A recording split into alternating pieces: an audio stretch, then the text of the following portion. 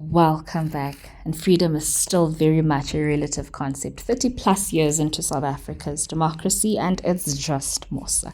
Really appreciate you for clicking back, because you could have clicked anywhere else, yet here we are advocating and talking about some really important issues in the country, and at a later stage, yes, the world. And this week's episode is a follow-up on our first episode, Youth in Dala, which describes the state of young people in this country caught between time and injustice, development, and doing what is right.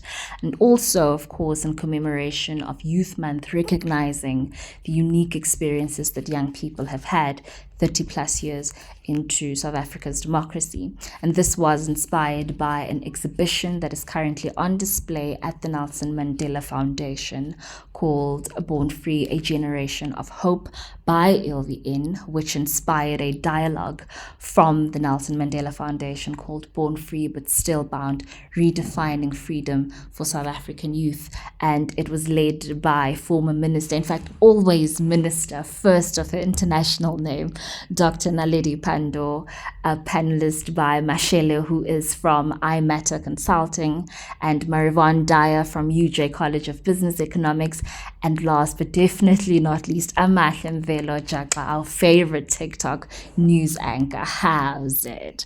And the night was incredibly, uplifting, inspiring. All of us just walking around, taking in the exhibition, resonating with every panel, every page, just as I told you, and essentially also looking into that state, of becoming in post-apartheid South Africa. Now, the project management me could not help but appreciate the detail that goes into putting together such an incredible event. The lighting, the sound, the seats, everything was impeccable. And so congratulations and great gratitude to the organizers at the Nelson Mandela Foundation.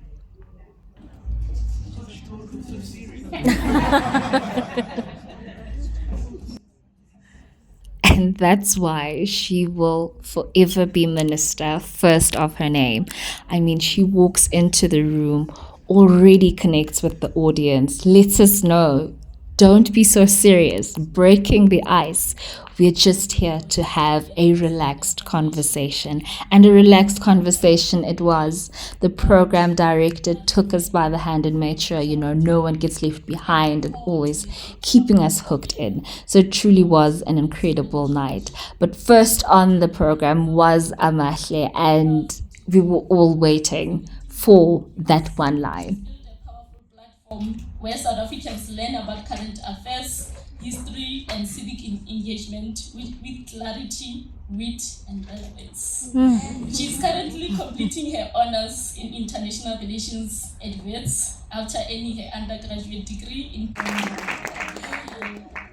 How's it? I know I have to say it. How's it?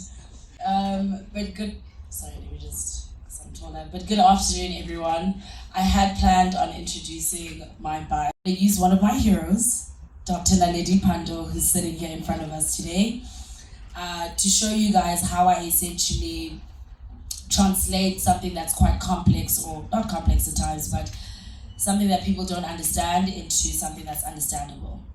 So if I had my phone in front of me now and I was told to explain who Dr. Naledi Pandor is, I would say, she is Dr. Naledi Pandor of the Republic, daughter of the struggle and scholar of the South, first of her name in foreign affairs. You get it? You get it? It's coming. Voice of the global South, defender of the Constitution and the conscience of the nation, breaker of diplomatic silence, signatory of justice at The Hague, and mother of South Africa's moral foreign policy.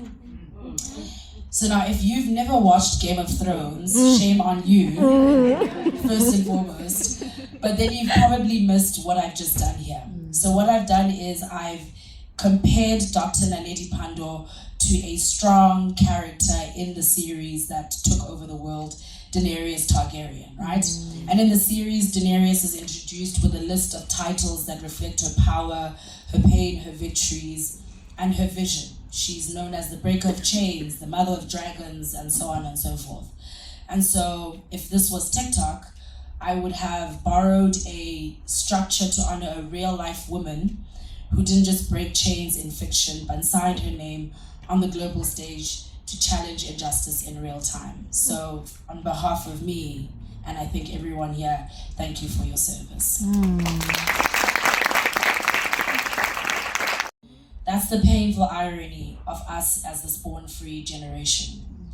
Yes, we are free to vote, but how many of us are registered to vote when the time comes? Yes, we are free to speak our minds, but who listens when unemployment is almost at 45% in this country? When 60% of the unemployed have never had a job? When public schools are without teachers? When public hospitals are without doctors or dignity? When gender-based violence is a shadow that follows us home? When trust in political leadership is at an all-time low? And so many of us, young, brilliant, but disillusioned, are tuning out instead of rising up. And this isn't apathy, this is exhaustion. We are tired of carrying the hope on our backs while those in power carry corruption on theirs. We did not create these systems, but we are forced to survive within them. We are a generation that is expected to thrive with no tools, told to hustle our way out of systemic failure.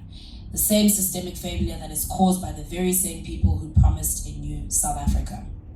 And so we ask, what does freedom mean when most of us cannot afford to dream? Wabon? Waar was she? Where were you? Unolekai. But don't worry, I was there, so you definitely did not miss out. And the conversations were just riveting. I mean, we went from Game of Thrones to how she breaks down difficult concepts and sharing personal lessons from her father on what freedom means, but also how one can adapt those lessons for oneself's agency. But in no time, it was of course time to hand over to Mother and to receive more wisdom from Dr. Naledi Pandor. Good afternoon. I have no idea why they invited me to speak here. I suppose it's because I'm chair of the foundation, but I really think the input we've had so far has been excellent, and really I'm probably quite irrelevant. Nonetheless, I did agree, so I must speak. On slogan, on polemics, you're not really assisting us to address what are deeply challenging problems. The resolute and strategic activism of the youth in combating apartheid is, I believe, needed today to address the problems we confront and the opportunities of the future. Because remember that you are young enough to think about tomorrow. Yeah, it's not only today that matters. So indeed it is true.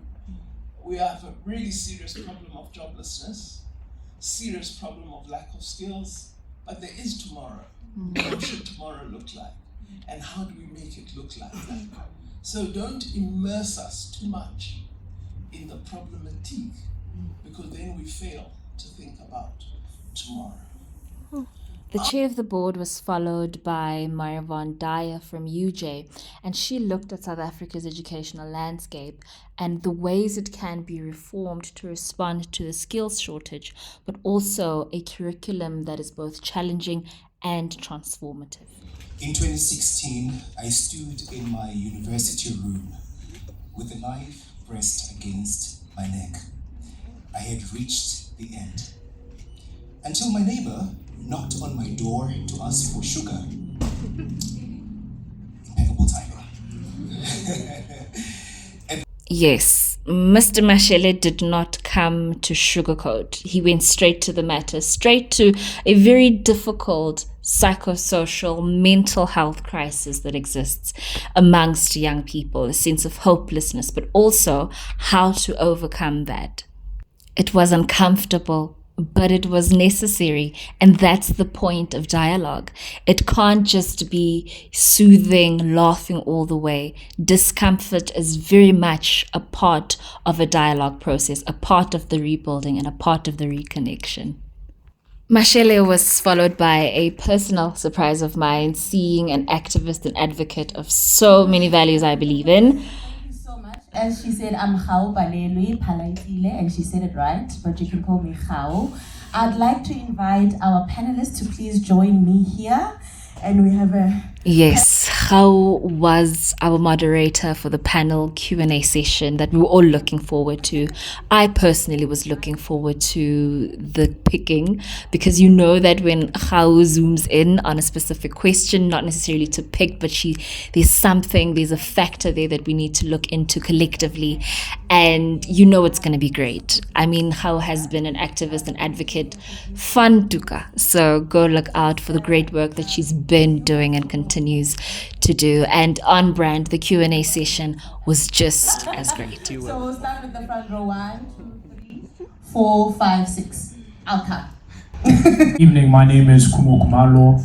I am the co-host of the Born Free podcast in partnership with the Mail and Guardian, and I'm the founder of Misunderstood. Dr. Naledi Pandor, I have a question to you, and my question is that in the wake of Pan-Africanism, which is recognized very much throughout your speech, of course there's a growing concern about the lack of democracy or the backsliding of democracy.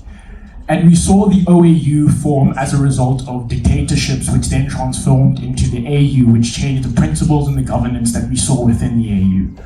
So my question now is, with Pan-Africanism and the growth of it and the calls for it, how do we navigate that when we see many of the countries that we're likely going to be cooperating with aren't pro-democracy, aren't pro-human rights, and don't necessarily hold the same principles that South Africa stands for?